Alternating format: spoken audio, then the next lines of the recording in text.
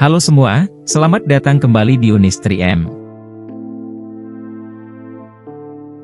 Selain bendungan Tiga Ngarai yang merupakan bendungan hidroelektrik terbesar di dunia, Republik Demokratik Kongo juga berencana membangun bendungan hidroelektrik terbesar di dunia yang bernama Bendungan Grand Inga.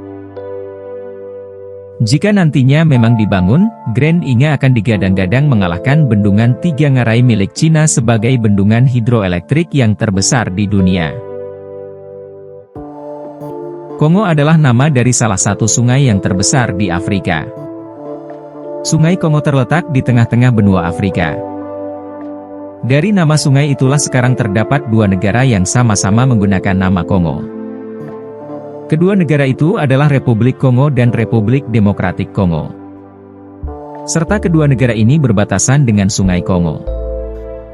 Republik Kongo terletak di sisi barat Sungai Kongo, sementara Republik Demokratik Kongo atau yang disingkat dengan RD Kongo, terletak di sisi timur sungai. Kongo adalah negara yang kaya akan sumber daya alam. Meski begitu, RD Kongo termasuk negara termiskin di dunia dan juga masuk dalam salah satu negara yang paling korup di dunia.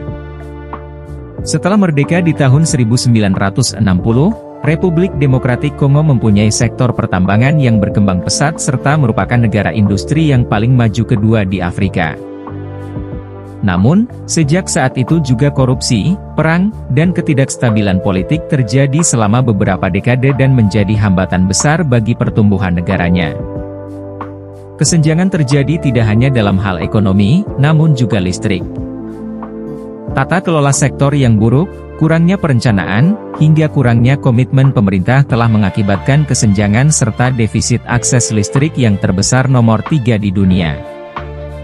Tidak hanya di desa, kesenjangan juga terjadi antara kota-kota terbesarnya.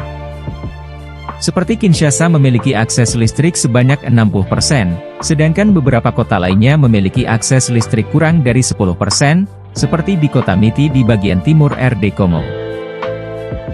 Sampai-sampai seorang biarawati membangun PLTA mini dengan cara penggalangan dana. PLTA tersebut digunakan untuk kebutuhan listrik sebuah biara, sebuah gereja, rumah sakit, dan 2 sekolah.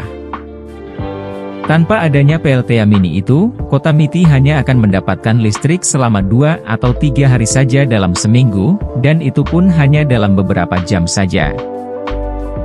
Pemadaman listrik juga menyebabkan masalah besar bagi industri. Sekitar 60% perusahaan memiliki generator karena pasokan listrik yang ada tidak dapat diandalkan. Dan hal ini dapat mengakibatkan kerugian ekonomi yang besar serta menyulitkan industri untuk melakukan pengiriman tepat waktu. Untuk kebutuhan energi listrik, RD Kongo sangat bergantung pada bendungan hidroelektrik. Di antara bendungan yang terbesar adalah Bendungan Inga I dan Inga II. Kedua bendungan itu digunakan untuk memasok sekitar 70% dari total kebutuhan listrik RD Kongo. Kemudian, dalam rangka meningkatkan pertumbuhan ekonomi lokal serta memenuhi kebutuhan energi listrik mereka, pemerintah RD Kongo berencana membuat proyek besar, yaitu membangun bendungan yang bernama Grand Inga di Sungai Kongo. Sungai Kongo merupakan sungai terbesar kedua setelah Sungai Amazon berdasarkan jumlah debitnya. Dalam hal kedalaman, Sungai Kongo juga yang terdalam di dunia dengan titik terdalamnya berada di 220 meter. Selain yang terdalam, Sungai Kongo juga masuk sebagai sungai yang terpanjang, dengan panjangnya mencapai 4.700 km. Sungai Kongo juga menjadi jalur transportasi air bagi masyarakat RD Kongo. Hingga saat ini, banyak dari mereka yang bepergian dari satu kota ke kota lain melalui sungai. Menurut Bank Dunia, kapasitas total potensi hidropower yang dimiliki Sungai Kongo yaitu mencapai 100 gigawatt, sehingga menjadikan RD Kongo sebagai negara yang memiliki potensi hidroelektrik terbesar di Afrika dan salah satu yang terbesar di dunia. 40% dari total kapasitas tersebut berada di lokasi yang bernama Inga Falls. Inga Falls merupakan serangkaian riam yang berada di dekat mulut Sungai Kongo dengan aliran air yang deras yang terkuat di dunia. Pada tahun 1968, di Inga Falls dibangun bendungan hidroelektrik yaitu Inga 1. Dan tak lama kemudian dibangun Inga 2 yang berkapasitas 1,4 gigawatt. Namun, kapasitas total dari kedua bendungan itu hanya menggunakan sekitar 4% saja dari total kapasitas potensi hidropower di Inga Falls. Untuk memanfaatkan potensi sepenuhnya dari Inga Falls, para insinyur di sekitar awal tahun 2000, mengajukan proyek berskala besar yaitu Bendungan Hidroelektrik Grand Inga. Pada Bendungan Hidroelektrik Grand Inga, nantinya akan terdapat reservoir seluas 40 km persegi, kemudian pintu air untuk jalur kapal, hingga serangkaian PLTA yang berjumlah 6 unit dengan total kapasitas sebesar 40 gigawatt. Jika bendungan ini nantinya memang selesai dibuat, pastinya akan mengalahkan kapasitas bendungan hidroelektrik yang terbesar di dunia yang ada di Cina. Rencana pembangunan Grand Inga akan dikerjakan dalam 7 fase. Untuk menyelesaikan seluruh fase tersebut membutuhkan waktu lebih dari 1 dekade serta memerlukan biaya sebesar 80 miliar dolar Amerika atau sekitar 1.160 triliun. Pada tahun 2014, Bank Dunia menyetujui proyek fase pertama dari Grand Inga. Namun, pada tahun 2016, Bank Dunia membatalkan untuk membiayai fase pertama proyek tersebut. Sejak saat itu, pemerintah RD Kongo mencoba berkolaborasi dengan banyak perusahaan swasta. Namun, sampai saat ini masih belum ada yang sepakat untuk bekerja sama dalam pembangunannya.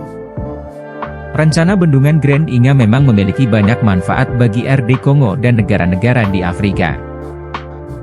Di sisi lain, proyek tersebut juga memicu banyak kontroversi dari banyak pihak. Di antaranya adalah biaya yang dinilai terlalu besar, apalagi negara RD Kongo terkenal dengan tingkat korupsi yang terbesar di dunia. Pada tahun 2018 misalnya, RD Kongo kehilangan sekitar 211 triliun setiap tahun karena korupsi. Angka itu sungguh ironis, mengingat APBN RD Kongo 2018 hanya 70 triliun. Dengan kata lain, kerugian yang ditimbulkan korupsi senilai 3 kali lipat dari anggaran.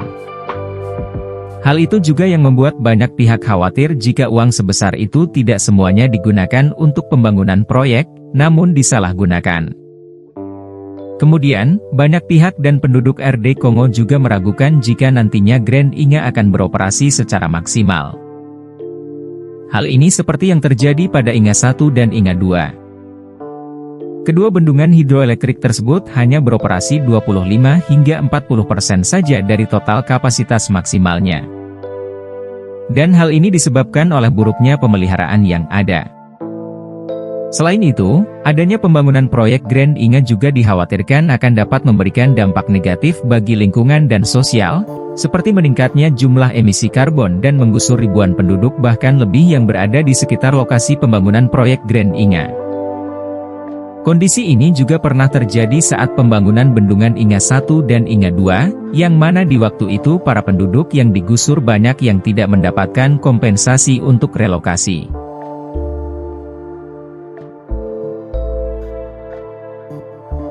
Terima kasih telah menonton, jangan lupa like, komen dan subscribe Yunistri M. Sampai jumpa di video selanjutnya.